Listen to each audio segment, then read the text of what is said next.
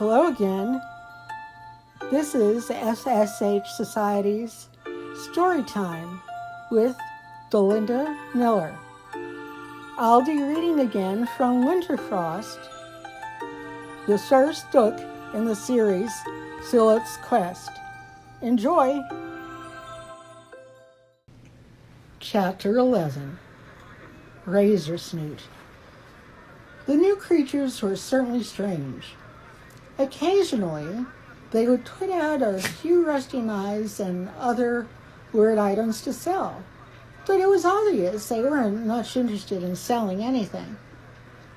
No customers approached their booth or haggled with them to make a sale.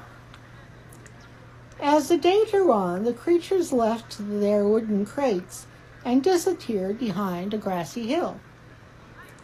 A few of the gnome children became curious about the abandoned crates and decided to open one up.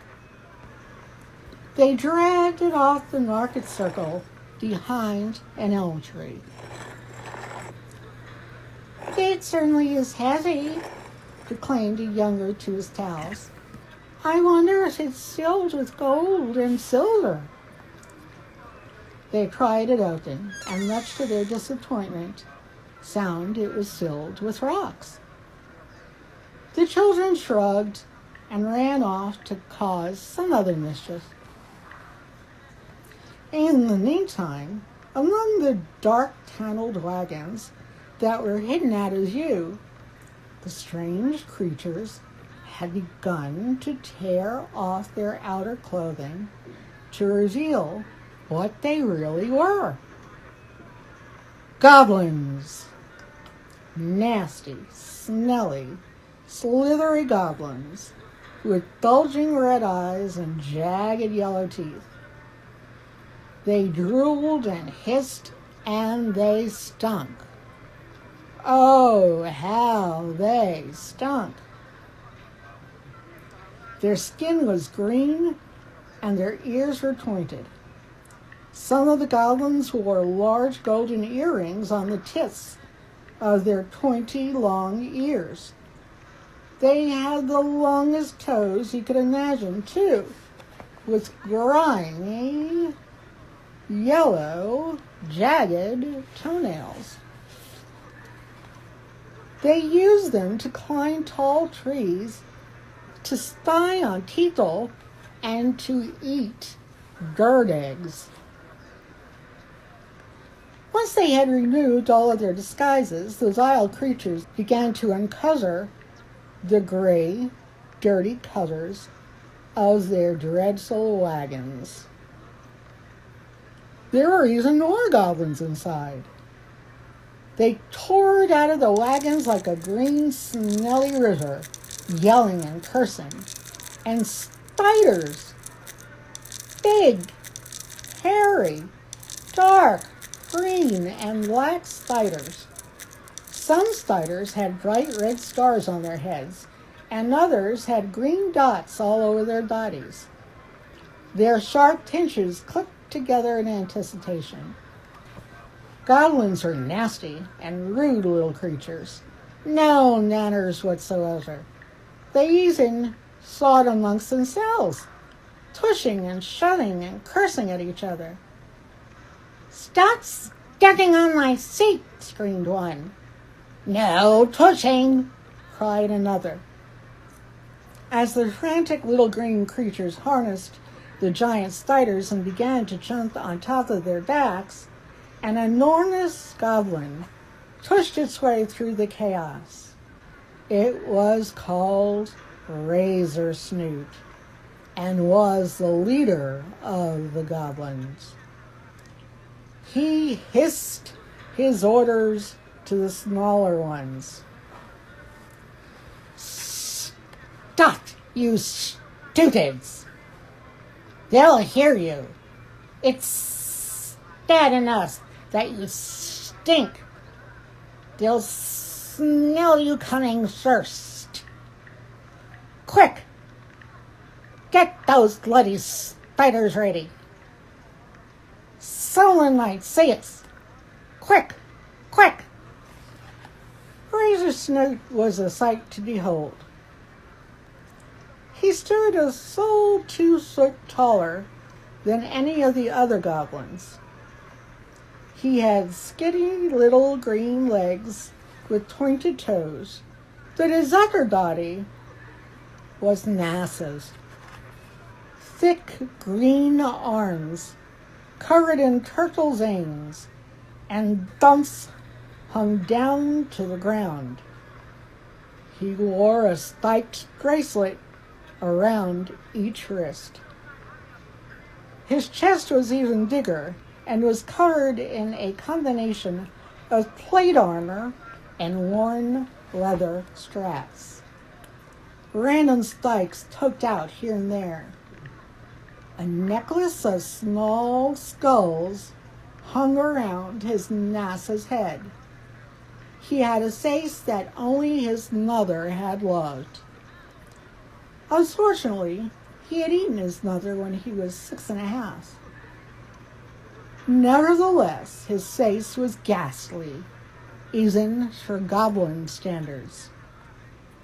A long and pointy nose stuck out and was covered in warts. His mouth was large and crooked, and he had blue lips that sneered around rows and rows of sharp yellow teeth. The best, or worst, feature of Razor Snoot, however, were his eyes. His eye. One of his eyes was covered by a large black patch. His good eye glowed a brilliant shade of purple and was always tearing and searching for trouble. His long green ears stuck out of the side of his grotesque head and were covered in colorful earrings. His head was bald, of course, since goblins never had hair on their heads. Razor Snoot pushed one of the smaller goblins out of the way and continued his tirade. "Hurry up, you lazy, stupid dummies!" At last, all of the goblins had jumped on the spiders' backs and were ready. Razor Snoot, naturally, had the largest spider of all. It was black as coal and hissed and drooled just like the other goblins. It had a silver bridle on it with ruby insets. It even wore a black eye patch, just like its master. The goblins were off. At least 50 of them. Some rode atop the spiders, and others ran along on foot. The giant spiders hissed and drooled with blue slime and left a trail of excrement in their paths as they raced up the grassy hill towards the market. Not caring about being silent anymore, the horde of goblin riders raised their swords and spikes in the air and screamed as they rode. They were too fast, and the market-goers never saw them coming. The spiders spit out their slimy webs and captured some of the gnomes immediately before they even had a chance to move. There were screams and chaos everywhere. A few gnomes and elves fainted.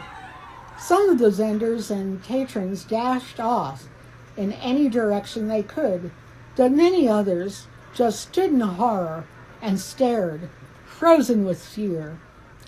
Some of the frozen victims were trampled by the spiders and thrown to the rocks and crushed. Holly had a sixth sense that unsettled her, and the strange odor was just too much. She began to think it was her little ones that stank, and had left Ivy's booth to take them down to the river over the hill to give them a quick bath. She was so dizzy with them and listening to them giggle and laugh and splash that she hardly heard the screams and crying from the other side of the hill.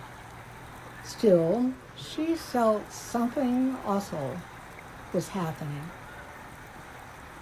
She was trying to hurry the children up when all of a sudden she saw him, darily walking, holding onto a broken branch, and covered in slime and blood stood Mr.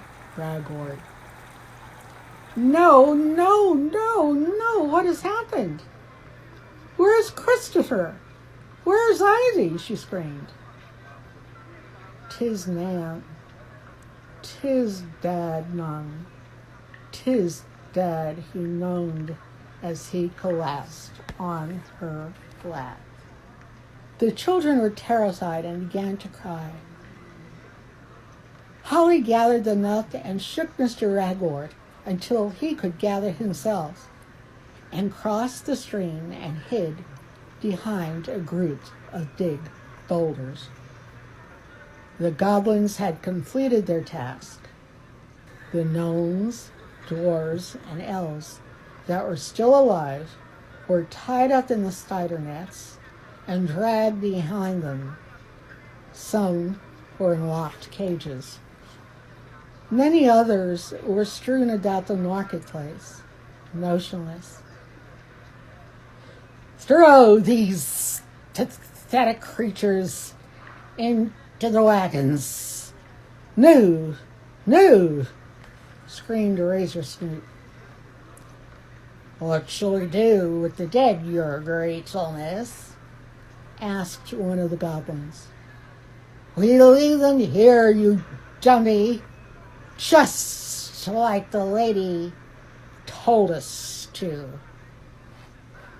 Razor Snoot bopped the little goblins on the head, and he crumbled to the ground. All the other goblins began to laugh and snort. "Shut up, you stupid morons," yelled the goblin leader. "Let's get out of here. News, news!" The goblin horde rode from the devastation of the farmer's market and headed toward the base of a tall hill on the edge of the vast enchanted forest. They had accomplished their mission and did exactly as they were told. She would be pleased. They had given the village of Twisted Oak its first warning. That's part 1 of chapter 11. Stay tuned for part 2, and you will find out who Razor Snoot is working for. See you next week.